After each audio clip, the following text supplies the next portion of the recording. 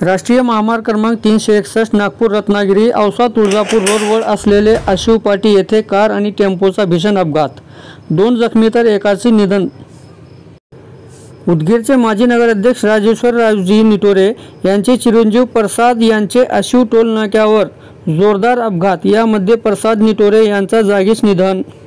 औसा तालुक्यातील आशिवपाटीजवळ झालेल्या कार अपघातात उदगीरचे माजी नगराध्यक्ष राजेश्वर निटोरे यांचा मुलगा प्रसादचा जागीच मृत्यू झाल्याची घटना मंगळवारी पहाटे 5:30च्या सुमारास घडली।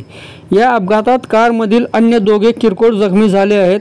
नागपूर रत्नागिरी राष्ट्रीय महामार्ग तुळजापूर लातूर रोडवर असलेल्या आशिवपाटी येथे परभणी जिल्ह्यातून भाजीपाल्याची वाहतूक करणारा टेम्पो नादुरुस्त अवस्थेत उभा होता।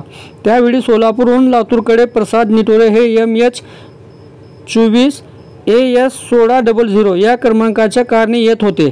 दरम्यान या कारची टेम्पोला पाठीमागून जोराची धडक बसली, त्यात प्रसाद निटोरे गंभीर जखमी झाले होते, अशी प्राथमिक माहिती। दरम्यान त्यांच्या सोबतचे अन्य दोघे किरकोळ जखमी आहेत।